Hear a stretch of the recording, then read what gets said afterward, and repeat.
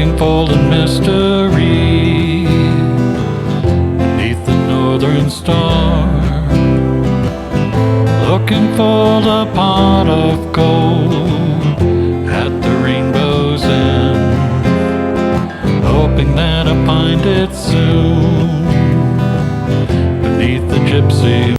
Hi, welcome to Be My Guest. This is Jan Lewis. Today we have from Milford, Massachusetts, we have Jane Willson. She is the pastor of the First Congregational Church in Milford. And this is part of a segment I'm trying to do, getting the different churches, synagogues, the different religions locally to come on board and share about their different beliefs and where you can go. I know that I've always been very curious. My roommate in college was a Christian Zionist. I've had friends who are of the Jewish faith. I've been to their celebrations and very open. My parents were really good about that. Welcome, Jane. Thank you. It's great to be here today. You were telling me, she was just sharing me now about where you were originally from. Tell us the story about that. Sure. I was born and raised in a very small town in northern New York State, near the Canadian border. About 15 miles as the crow flies, but a little further as the roads go. And I spent all of my years growing up there, one house with my parents. Are you the only child? Yes, there I am. You go. Yeah. I am. And I was raised in the church. Which one? I am a Presbyterian. Yeah. On my mother's side, we have Scottish heritage. That's mine too, on Dad's side. So we are Presbyterian. Yeah. And I, was a member of that church and went back during those college years when we don't go to church so much during college, do we? Mm-hmm. But I went back, when I was home, worshiped there. And it was a great place to grow up. And then what happened? You moved. Went to college. Where did you go? I went to a small liberal arts school in central New York State. It doesn't exist anymore. It closed not too long after It wouldn't have been named Bard. No, okay. no, it was Eisenhower College. Oh, okay. It was bought by Rochester Institute of Technology while I was still a student. So technically, I have a liberal arts degree from a technical school. Wow. Yes, but and then after my 4-year degree, I went to graduate school at Syracuse University, where I got a master's in Soviet area studies. Soviet studies. Yes. You were fascinated by that. Yes, absolutely. I fell in love with the Russian language first. And you can speak it. Well, I used to speak it fluently. That atrophies after a time Yeah. when you're not speaking the language. Well, you had no relation, no relatives who were No. Russian. No, It just the language grabbed me. It's a beautiful language. okay. So you did that. You got through Yes. there, and then where did you go to divinity school? I went to divinity school in Richmond, Virginia. There's a very old Presbyterian seminary there called Union. It's been through a few different name changes. At the moment, it's called Union Presbyterian Seminary. Yeah. And when I was a student there, and in the early 90s, there was a school across the street. We called it across the brook because it was Yeah. Brook Road. Yeah. Called the Presbyterian School of Christian Education. And so if I spent 4 years in seminary, I could get 2 degrees. So I have a master's in divinity and a master's in Christian education. Wow, that's a lot. So you left there, Yes. and from there, where did you go? After ordination, I served 2 churches, small churches in Ohio, about 40 miles west of Pittsburgh, Pennsylvania. Mm-hmm.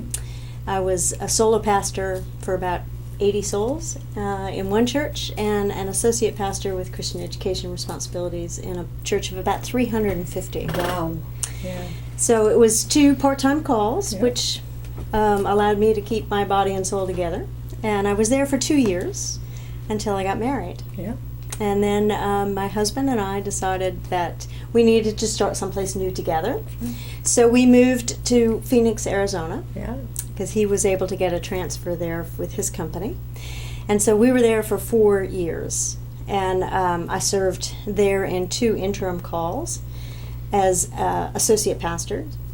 Both of them had Christian education responsibilities. One was in a church of about 500, the other in a church of about 1,200. Those are huge congregations. And did they come religiously? I mean, a lot. Yeah. That's I mean, our packed church. attendance was good. Yeah. In Arizona, it drops off tremendously in the summer, just Yeah. like it does everywhere Yeah. else. Yeah. But yes, it was a very faithful attendance in the congregations. And then from there? Then we moved to Raleigh, North Carolina. My husband and I have traded moves for our careers. Yeah. So the move to Raleigh, North Carolina was mine. I served first a congregation of 4,000 as one of 6 associates, and again, I had a portfolio for Christian education. Yeah. North Carolina is one of the 2 largest Presbyterian areas in this country. And so there are a lot of churches. They say that if you throw a stone, you'll hit a Presbyterian church. The only one I know in this area, Jane, is in Whitensville. That's correct. That's the closest one where we are in this area. Yeah. New England doesn't have a lot of Presbyterian churches. Why It has is a that? lot of congregational churches. Yeah, that was almost the same, right? Kind of. They are very similar, yes, yes. Which is why, as a Presbyterian pastor, I can serve In a congregational church. And so you left North Carolina for Milford? Yes, Wow. my husband and I actually live in Uxbridge. Yeah. And it was his turn for a career move. And we both anticipate we are here to stay. That is amazing. You have children in this? We don't have any children. No. But we Pets. have a great dog. I was going to say, usually people who haven't had children, they got to be. We have 2 kitty cats who, oh my God, it's like 2 humans. More humans in the house. Yes, yes. And my mother-in-law lives with us in an attached apartment to our home in Yeah. the summers. That's really neat. Yeah. How's she like the dog? Well, they are the best of friends because she gives him nibbles all the time. What is how's the attendance now? You're at the First Congregational Church in Milford. People who don't know where that is, it's up in, it's near the post office area up in the Common, the town Yes. Common up in Milford. Exactly. Is the attendance good? We have a weekly attendance September to June, mostly between 50 and 60. We, like many other churches, Protestant churches today, are experiencing a downturn in attendance. Yeah. Yes. What do you attribute that to? Well, New England is now the least church area in the United States. Why? I don't understand. There are a lot of reasons why. We speculate. People are nationwide attending church less. The millennials are not joiners. And so they also see a lot of hypocrisy in organized religion because they see that people do not live their faith. They say, these are the teachings of Jesus, this is how a Christian should behave, and this is how I see those who profess to be Christians living. And so there's that tension. Now that's a generalization, and you can, of course, find exceptions to that, of course. But in general, that's part of the reason why. It's a difficult habit. If you have children and they are going many different directions, they're going all of those directions on Sunday morning. Especially as well. people like to sleep on Sunday morning. Oftentimes, that's the only morning of the week that they have to rest and relax. But some churches have a 6 o'clock that night service, which is They cool. do. And some churches are experimenting with other times to worship, with varying degrees of success. Yeah. We have a church. I wish I could pronounce correctly its name, but it is an Hispanic church. We refer to it by its initials, IMDV, and they worship in the evenings in our in our sanctuary. Oh, great. Yeah. They begin their worship at 7, I believe, and they are renting for our space. But it's more than a landlord-rentee relationship. We have tried to do some things together, but we're trying to develop more of a closer relationship with them. That's really interesting. Yes, they will. They have services in Portuguese and Spanish or in English, depending upon who's there. Yeah. Because they're 2 pastors, they're a husband and wife, can speak They're bilingual. English. Oh, trilingual. Yes. Why? I'm wondering why so many of them are still holding on to only speaking their language. Why aren't they assimilating into ours? Well, some of them are recent immigrants. Some of them, it's a multi-generational situation. And I personally have only worshipped with them very briefly once, and so I don't know. I don't know a lot about them. I just know that we're happy to be sharing our space with them. Now you have some events coming up. What are those? Well, in the fall we are having a new curriculum introduced in our Sunday school. We have a dwindling number of children who are participating, so we're trying something a little different. We're going to something that's built off a model of a one-room schoolhouse. Ooh. Yes. Put them all together? They're together at the very beginning, Yeah. and then they will break up to have some age-appropriate discussion of the Bible lesson. That So they're what do they have. start at? About 5 to up to 12, maybe? Yes. Well, kindergarten through 14, actually. right. So they will start with a presentation of the lesson together. They'll have a time of some worship, and then they'll go and have an age-appropriate discussion. And then with some of the activities, the older children will be helping the younger children with those activities, in addition to having our teachers in the room. I like that. Yes. Yeah. So our older children will have an opportunity to be leaders and to interact with the younger children in ways that we haven't been able to do that before. They'll all be having the same Bible lesson with the hopes that, at home in the car or, over lunch or whatever, Yeah. there might be a discussion that takes place with mom and dad or whomever it is Yeah. that they've come to church Was this with. your idea, Jane? I suggested it to And the they liked committee, it, and yeah. they investigated some curriculum resources and liked them. Well, I can't see why not. Yeah. Okay, what else is coming? You got me in. What else you got coming? Well, we hope to. We have an English as a second language. We are a site for it, for the training or for the teaching that goes on. The program is administered out of the library, the public library in Milford, but we have several tutors in our congregation, and we allow folks to have that tutoring session happen in our church. I'm a tutor. Oh, I used to do that. Yes, I find it a lot of fun. It's rewarding.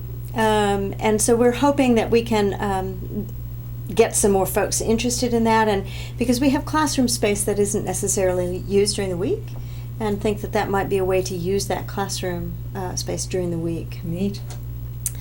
Our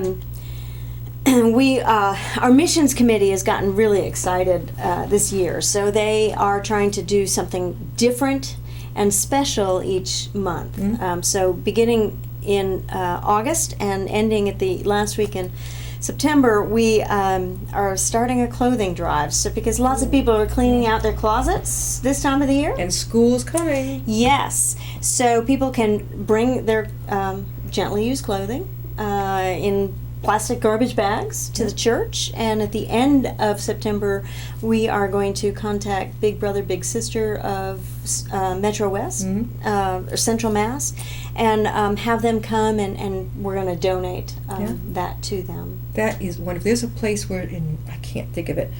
I've had Jordan Levy on in WTAG, and he, what's the house? Oh, it's in Worcester. Dismas House, maybe? No, it's, Okay.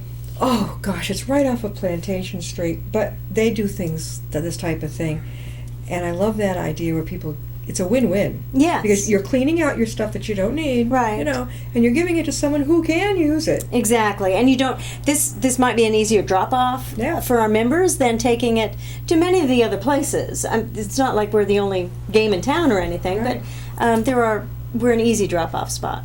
Now, do you have any community things coming up, like sales or shows? We twice a year we do an electronic recycling program, Ooh. and that's going to happen on the 10th of September. Okay. People can come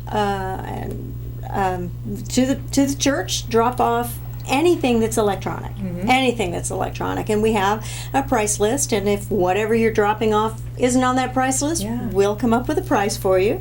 And you pay the person for it? No, they will give us. And it's usually it's not very much, but sure. And we contract with a company that is on site to take all of these electronics, used electronics. Sure. They don't have to be in working order. Yeah. We only have to pay for the TVs and the computer monitors, and it's a fundraiser for us. But it also is less expensive than taking it to some of the larger commercial recycling places. Definitely. And it's a very easy drive through. We are there from 9 to noon on that Saturday morning. And you know it's going to be recycled responsibly. That is really great. Anything coming up for the holidays? We do a Santa open house. What is that? A Santa open house? Yes. Because the Santa parade in Milford stops right in front of the church. Okay. They come to the park Yeah. and to that area that's right in front of the church. Town Common, yeah. Yes. Yeah. And so we have an open house. People can come in, get a cup of hot chocolate, have a cookie. Just one?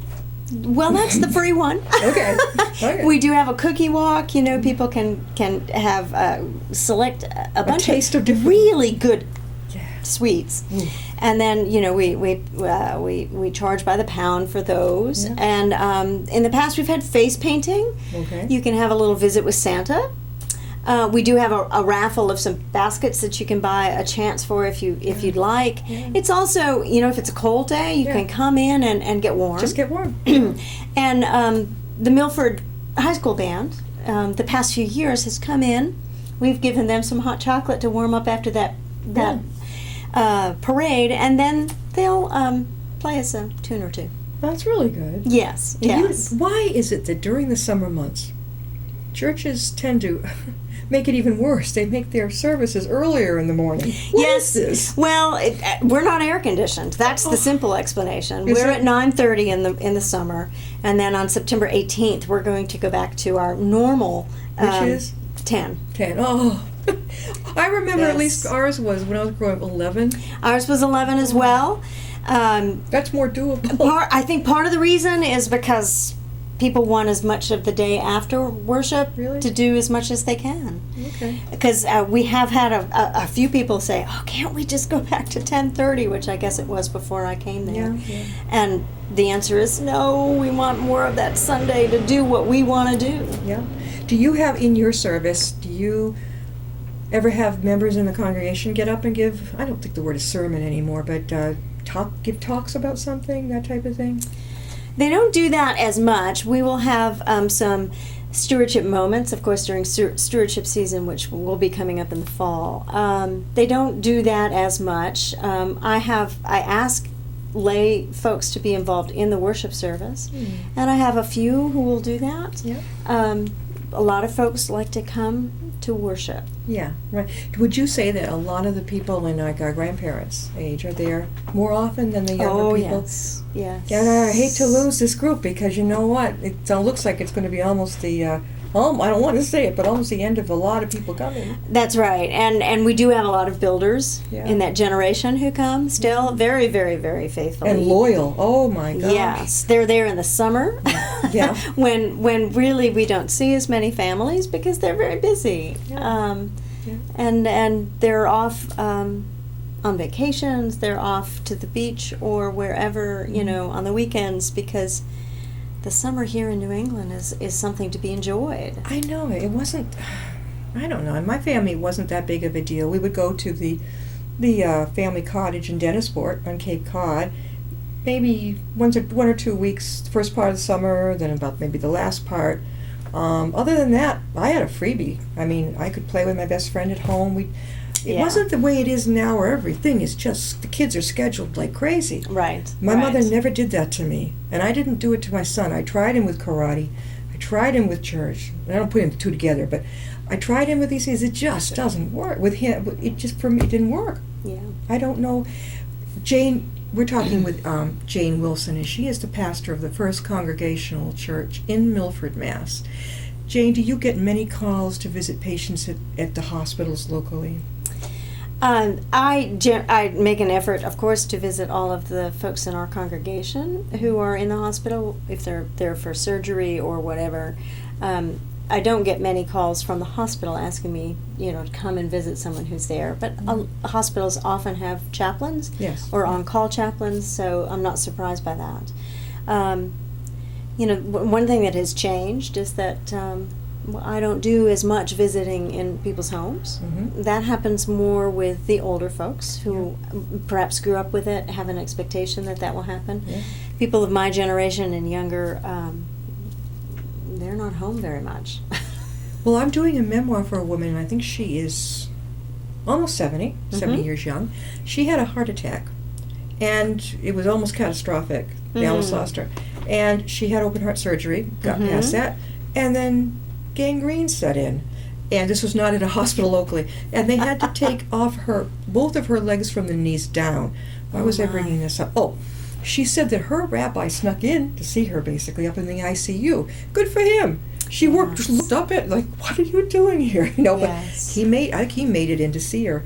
But you're right. I think a lot of people, I don't like the word older, but let's say past 55, grew up maybe thinking that, yes, my pastor is going to be visiting me. Someone in my family will let them know. Yeah. But do you ever visit hospices, that type of We have, if there is somebody who's in hospice care, then yes, I make a point of trying to visit that person as often as I can. We do have some shut-ins too, and my goal is to visit those people at least once a quarter. I am part-time. I work essentially 3 days a week, and so I try to balance the needs of the church with those hours. Do you work at another position other than that? No, I am fortunate in that I don't need to. I'm also pursuing a doctorate in ministry at the moment with Andover Newton. Where? Oh, up in Andover? And Andover Newton is actually in Newton. Okay.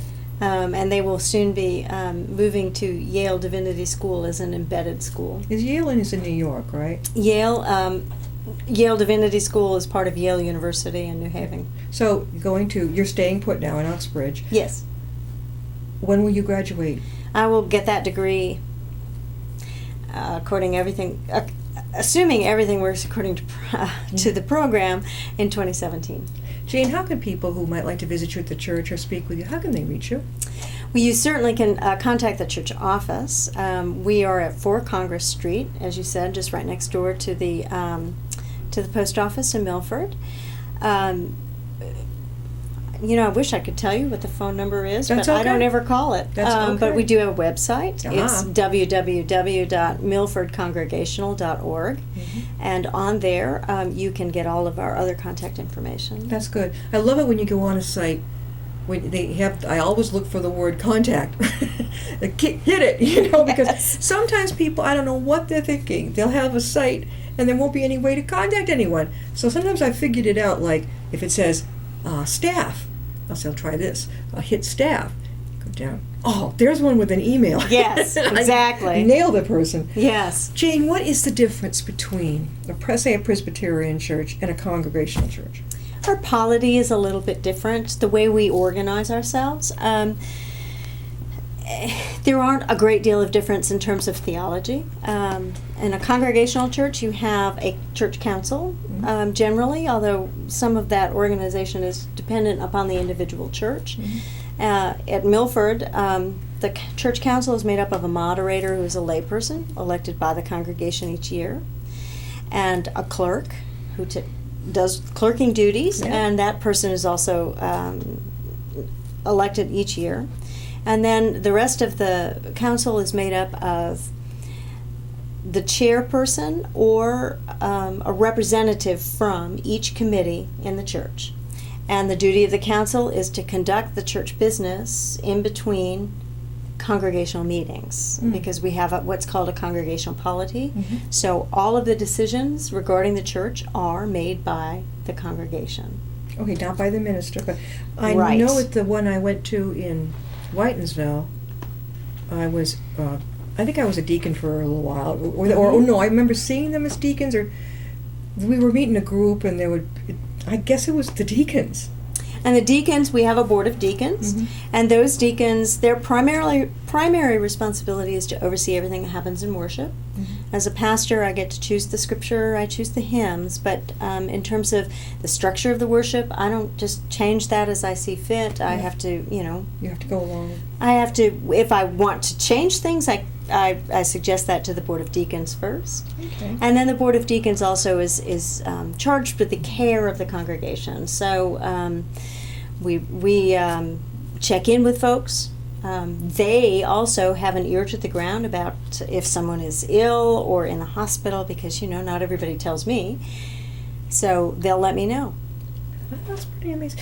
I know that the Presbyterian Church in Whitensville has is it daily bread or Yes. what they feed? Is it every Thursday they feed the people? I believe it's Wednesday. I'm not entirely Yeah. sure, but I believe it's Wednesday. Something that always bothered me. One reason that I left the particular church I was going to, not in this town, but it began to drive my husband and I cuckoo because I don't know where they were coming from, but they kept sending us letters about, based on your income, this is what you should be tithing, and everything became about money.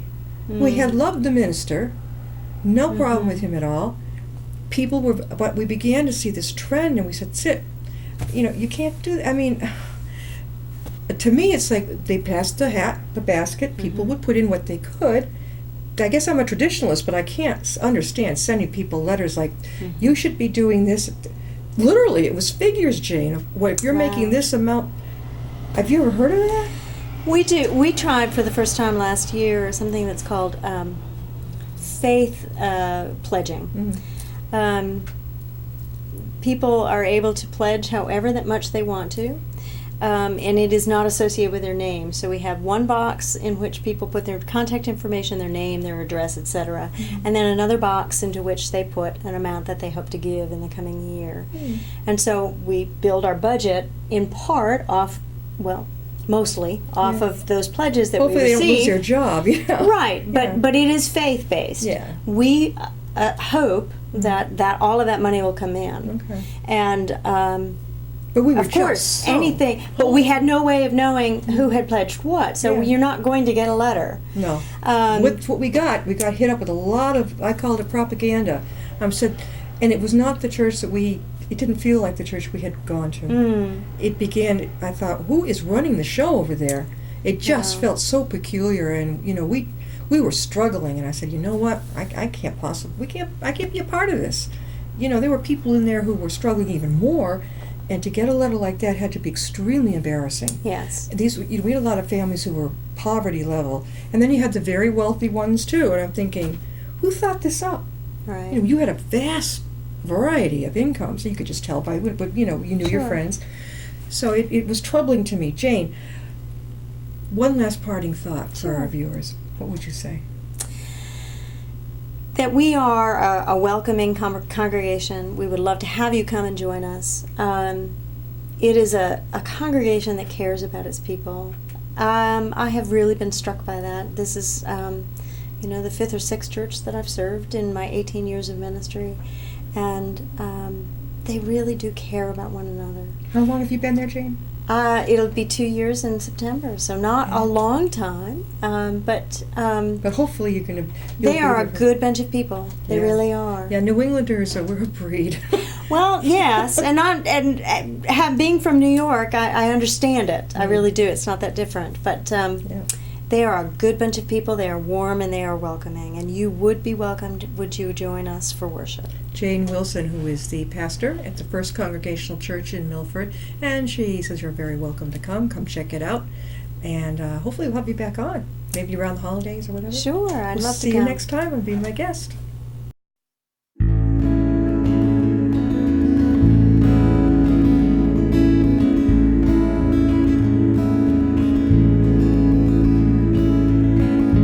Riding on a shooting star, heading out toward a dream.